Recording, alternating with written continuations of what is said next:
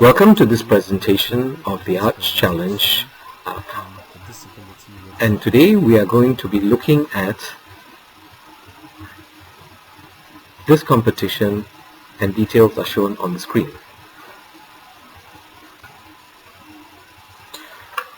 Welcome to this presentation from the Arts Challenge. Today we'll be presenting details of the Understanding the Disability workshop.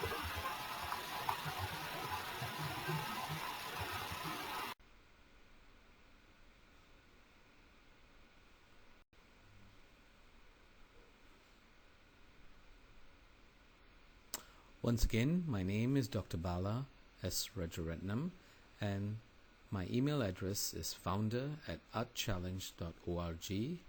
You are most welcome to email me if you have any questions.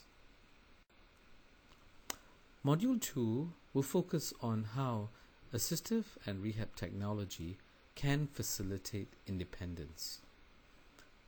The areas that we will be focusing on is education, work, and independent living for people with disability.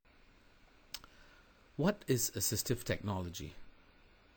Assistive technology is any product or system that could be acquired off the shelf or modified or even customized to allow people with disability to increase and improve their functional capability. There's a range of products as can be seen on this slide, and this would depend very much on the person's disability and their specific needs. In the area of education, assistive technology has become quite critical and even mainstream for children with disabilities. Nowadays, they are using iPad-style screens for learning, big mouse, and various other products such as enlargers for learning. Technology has significantly helped children with disabilities to acquire a decent and good education. In the area of assistive technologies which are used to improve mobility, once again there is a range of different type of items. Now, in the following presentations, I will focus very much on showcasing you some of the ideas presented at previous arts challenges and I Create. The purpose of this is to encourage you and to allow you or give you an impression of the types of projects that have been presented at these conferences, so that you yourself can focus and scope your project effectively. In the previous art challenge, this group created what they call the shoe of light. It was a simple idea where a shoe would be automatically switched on when being used in the dark to provide a strong feel so that a person can walk safely towards the toilet in the dark and not have a fall. Very simple idea, practical, and somewhat novel for its use. Another group took simple items like walking sticks and created frames out of them. These were called hitch frames, and what it did was it allowed a simple walking stick to become 2 walking sticks and increase the base of support for safety reasons. Novel, unique ideas which had won a prize. For mobility, there are vast ideas in the field of wheelchairs. But I would like to showcase to you a simple yet novel idea which sometimes we can miss, or because we didn't ask the person with disability what they wanted. The idea from the Seoul National University was to create a hood over the wheelchair. When questioned, they said that they had asked people with disability what they would like to be added onto their wheelchair. And many said that they had some difficulty maneuvering their wheelchair in the rain and the wet weather conditions. So they came up with a very simple idea of a hood which will both protect the client, person with disability, as well as ensures that the mechanics of the wheelchair is not disrupted by wet weather.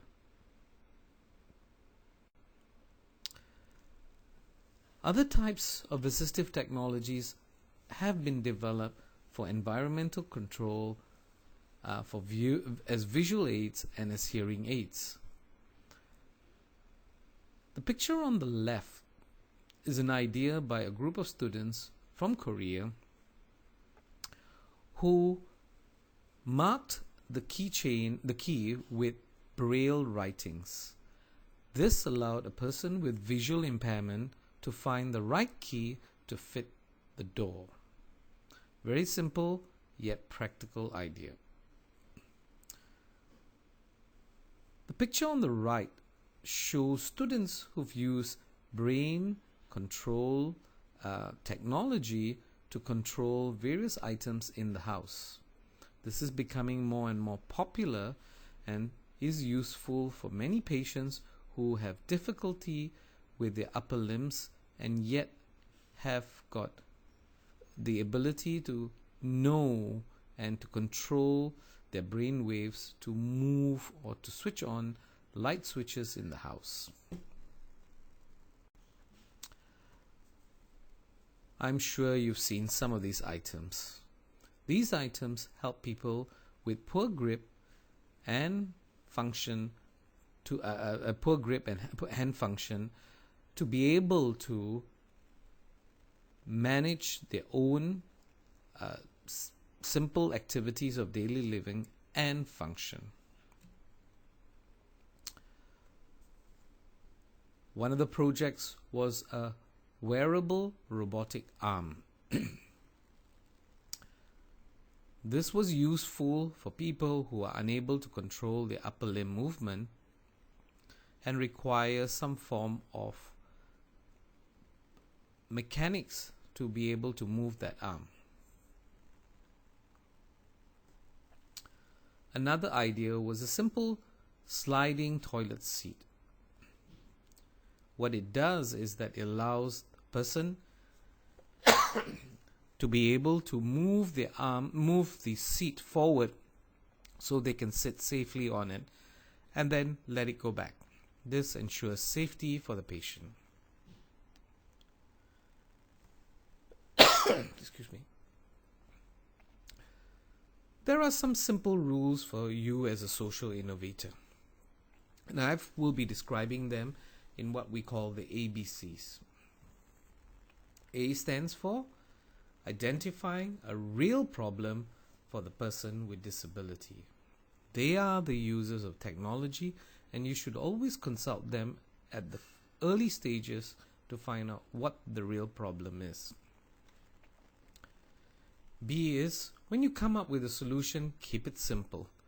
Keep it functional to achieve or to be able to rectify or improve the real problem.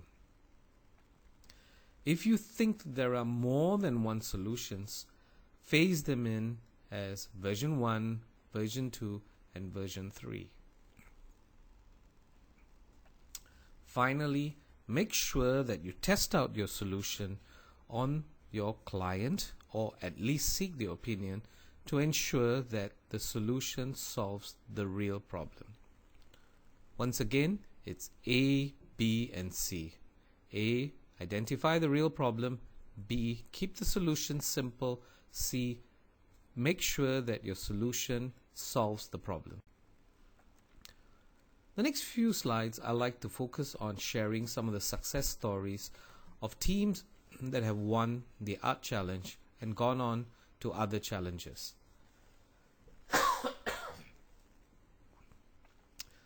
This team, Quick Rehab, developed a device which was to help people to improve their hand function such as rolling, pinching, gripping, and twisting. Because of the vigor of the art challenge, they were able to move on to a prestigious competition in Singapore called Startup Singapore. And there, they did very well to win that challenge. What it allowed to take their quick rehab towards commercialization, and there was significant interest from various hospitals for the device. Thus, the Art Challenge is a great opportunity for you to present your ideas to help people who have the need for technology to advance them or to improve their functioning. But at the same time, for the innovators like you, it gives you an opportunity to evaluate your idea, and it is more than likely, if there is great interest, you will get the idea towards commercialization. This is important because that is what people with disability want. They want to see new technologies that can help them to function independently. Interestingly, many of these technologies which were originally developed for people with disabilities have become mainstream technologies. As you can see on this slide, there are these robotic vacuum cleaners which we use today to help us to keep our house clean.